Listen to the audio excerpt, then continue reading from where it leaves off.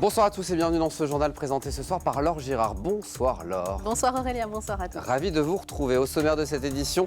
Des bilans plutôt positifs avant les vacances. D'abord celui de Stéphane Le Foll, le maire du Mans, arrivé à mi-mandat municipal. Il fait distribuer un livret récapitulatif des grands chantiers dans les boîtes aux lettres des habitants. Autre bilan, celui de Sarthe Tourisme qui mise beaucoup sur les envies d'escapades vertes et notamment sur la pêche pour attirer les touristes. Et puis rencontre avec Super Granny, la meilleure mamie de France et sartoise cette année, vous le verrez. Enfin, les 24 heures du foot, c'était ce week-end à Moncé-en-Belin. Mais pour commencer, 3 ans après son élection, Stéphane Le Foll fait le bilan. C'est devenu un exercice auquel se prêtent de plus en plus de municipalités. Le maire du Mans présentait ce lundi son bilan de mi-mandat, un plaidoyer sur la bonne gestion de la commune qui prend la forme d'un petit livret rose intitulé « La métamorphose d'une ville ». C'est Aurélien Legendre qui me l'a piqué, s'il veut bien me le rendre. Voilà, je vous le montre. Il me l'a piqué, vous voyez, il le voulait en avant-première et il a bien raison. Vous allez l'avoir dans vos boîtes aux lettres. Il sera diffusé prochainement à tous les habitants du Mans. Anthony Piton et Cyrielle Lechat, notre stagiaire. À mi-mandat, Stéphane Le Foll veut défendre son bilan. On est à 90% des engagements qu'on avait pris qui est en réalisé ou qui est en train de se réaliser. Pour en convaincre les Manceaux, la ville a élaboré ce document de propagande. Il sera distribué cette semaine dans leur boîte aux lettres. Le Foll, il fait attention à ce qu'il dépense. Il dépense pour que la ville grandisse, que cette ville, ça devient un lieu où les gens d'abord sont surpris de la découvrir et en même temps ont envie d'y revenir. Et en même temps, il fait très attention à ce que ces dépenses ne grèvent pas un budget et n'aient pas comme conséquence des augmentations d'impôts. Reste encore pour la ville de grands travaux à accomplir. Ceux du nouveau palais des congrès ou encore les chronolignes. Les chantiers seront lancés l'an prochain. Autre chantier, celui de l'attractivité, avec toujours un objectif en ligne de mire, atteindre les 150 000 habitants. En population totale, là, en 2022, on a atteint 148 000. Eh bien, on n'est pas loin et donc il faut y aller. Cette ville, elle a besoin de rester dans le peloton de tête des grandes villes moyennes de France et surtout en tenant à la fois son développement et surtout la qualité de vie, quoi. C'est ça le sujet, c'est ça qui est le plus difficile à faire. Et la mixité aussi sociale qu'il faut. L'autre promesse de Stéphane Le Foll, c'est de réaliser la ville durable. Mais pour ça, le mandat ne suffira pas. Certains des objectifs fixés le sont pour 2030. Et puis une bonne nouvelle, les chiffres du tourisme sont à la hausse, Laure. Depuis janvier 2023, Sarthe Tourisme comptabilise plus de 4 millions de nuitées touristiques. Plus de 2 700 000 nuitées de touristes français hors Sarthe et plus d'1 300 000 nuitées internationales tout de même. Et grâce à une nouvelle méthode d'analyse des chiffres plus précise, nous savons par exemple que pendant le centenaire des 24 heures, les nuitées ont atteint les 160 000 la nuit du samedi au dimanche de la course, avec plus d'étrangers que de Français cette année. Mais la Sarthe, ce ne sont évidemment pas que les 24 heures, c'est aussi un tourisme vert que les acteurs de la filière veulent développer, notamment avec la Fédération de pêche, raison pour laquelle Sarthe Tourisme a organisé son assemblée générale annuelle sur le site de la Fédération de pêche. Ce lundi à Fillet, nous y étions, c'est la séquence invitée. Alors Véronique Rivron, d'abord d'excellents chiffres, notamment pour le trimestre qui vient de se dérouler en termes de tourisme en Sarthe. Alors depuis le début de l'année, 4 millions de nuitées. Et si on a un petit focus sur les 24 heures, c'est plus de 782 000 nuitées qui ont eu lieu en Sarthe. Alors, on le voit ces dernières années, après le Covid, vraiment la fréquentation a repris. On est même au-delà des nuitées de l'année de référence 2019, avec des axes de travail très forts, notamment l'expérience client. Ça, c'est fondamental aujourd'hui pour vous. L'expérience client, c'est d'offrir à un visiteur ce qu'il attend de détente, de découverte.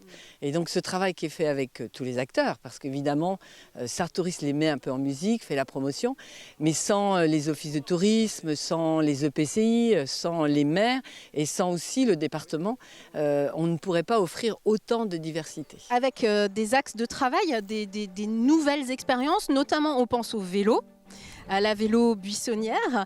On pense également à toutes les activités comme on voit derrière nous, par exemple la pêche, qui est vraiment une activité porteuse. Oui, alors on a travaillé sur l'itinérance. Alors on a fait le pédestre, le fluvestre, le vélo.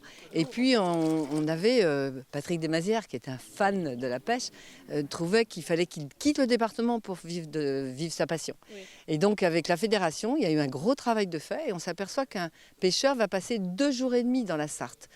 S'il vient. Donc il faut lui offrir des infrastructures, donc avec la fédération qui vient d'avoir ce lieu magnifique à sa disposition et qui est une fédération très dynamique, eh bien nous allons développer ce tourisme de pêche avec l'aide des Gîtes de France parce qu'il faut pouvoir passer une semaine quand on vient faire de la pêche.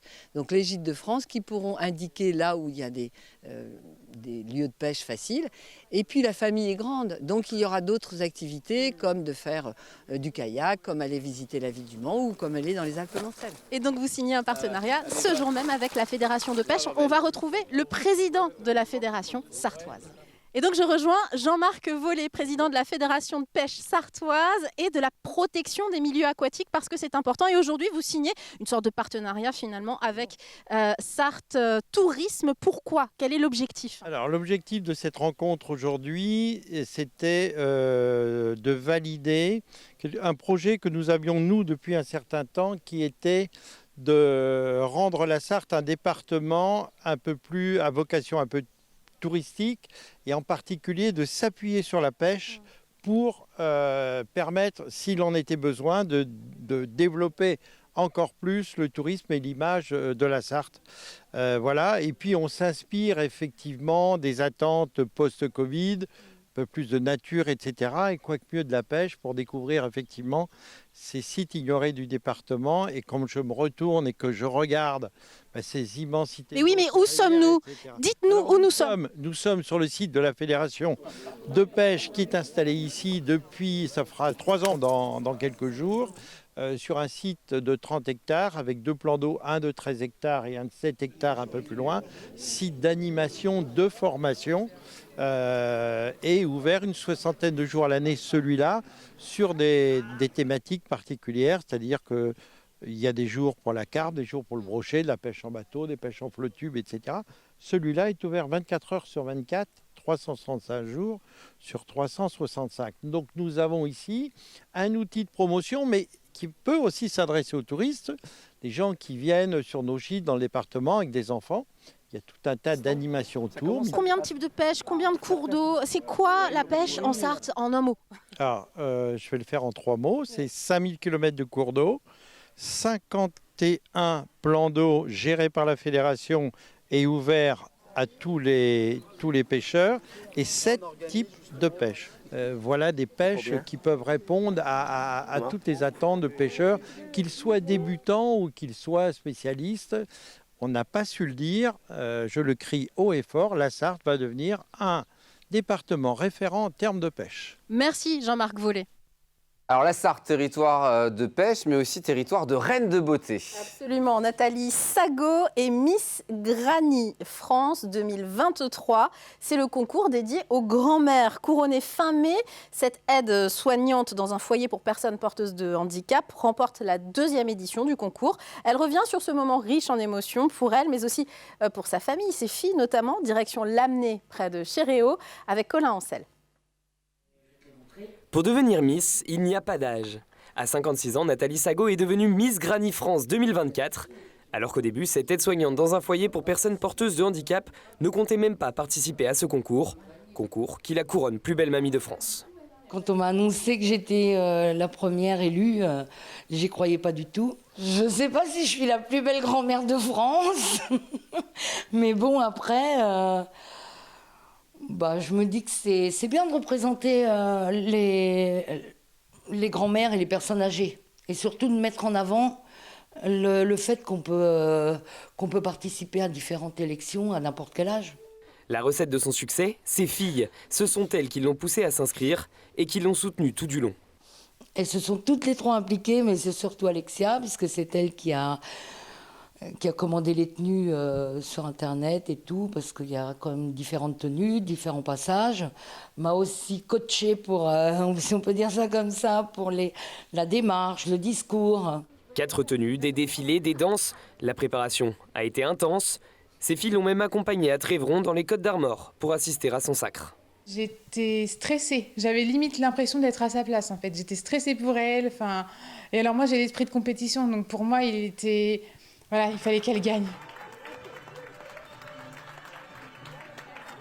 J'y croyais pas. Je me suis dit non, c'est pas vrai. C'est pas possible. Ils se sont trompés. Ils se sont trompés dans les voix, dans le jury s'est trompé. Ça se trouve, dans 2 semaines, on va lui redemander l'écharpe et la couronne. Pas d'inquiétude, la couronne et l'écharpe resteront en Sarthe, à Lamennais, le village qui organisera donc la 3e édition de Miss Granny France en 2024. Et on embrasse et on félicite Nathalie Sago ce soir. Une semaine après les 24 heures auto, d'autres 24 heures étaient organisées ce week-end. L'AS Montséan-Belin a accueilli la 5e édition des 24 heures foot. Près de 1000 joueurs et joueuses se relaient pour disputer des matchs de foot, bien évidemment. D'année en année, vous allez le voir, l'événement prend de l'ampleur et attire footballeurs comme fêtards, comme l'a constaté Colin Ancel. Un tir au but manqué, des adversaires libérés. Ce trophée représente les efforts d'une journée entière. 24 heures de football, environ 200 minutes de jeu par équipe, très peu de sommeil et surtout un sentiment qui domine. Fatigué, franchement, ça a été, comme on dit, une course d'endurance. C'est un tournoi qui a une belle réputation. On avait à cœur, dans un premier temps, de venir et de passer une bonne journée, de finir la compétition. Et puis petit à petit, au fur et à mesure de la journée, on s'est dit pourquoi pas, parce qu'il y avait les résultats qui suivaient. Et donc très très heureux, très très fiers en tout cas. 67 équipes masculines et féminines se sont livrées une lutte acharnée. Le jour comme la nuit, même au milieu de la fête, le jeu continue. C'est très très dur. Il y en a qui dorment, il y en a qui dorment pas. Là on a un pote qui dormait et quand on est assez, on les réveille pas, on les laisse dormir un petit peu. Mais après souvent on essaye de faire des siestes. Après on a une coupure d'au moins 1h30 à chaque fois. Dans la nuit, 1h30, 2h un peu. Où on peut essayer de se reposer. Ça allait se doucher un peu, même si on joue après, c'est cool quoi. Camping, restauration et bon déroulement des matchs, une 60aine de bénévoles chapeautent un événement dont l'origine n'a rien d'anodine. Cette idée est née autour d'un apéro. On était en apéro avec notre équipe du club de Montséan-Belin et on parlait comme ça des 24 heures foot pour rigoler. Puis 2 semaines après, on s'est mis directement dans l'organisation pour la première année. 4 ans plus tard, les 24 heures football sont toujours là. Le but, dans les prochaines années, continuer de développer la compétition féminine et pourquoi pas accueillir une équipe étrangère. Et Colin Ancel qui a fait ses reportages, vous le retrouvez dans 72 Sports dans quelques instants, n'est-ce pas Aurélien, oui. À 19h ce lundi soir.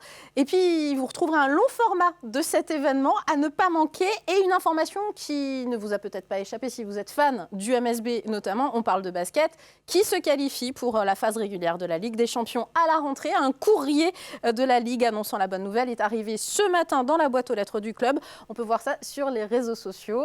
Évidemment, Colin Ancel parlera de tout ça tout à l'heure. Une très bonne nouvelle, évidemment, Oui. dont on parlera dans quelques minutes. Merci beaucoup, Laure. Une page de pub, la météo. Et puis, on se retrouve dans Au quotidien, la suite, avec l'excellent Grégory Chacun. À tout de suite.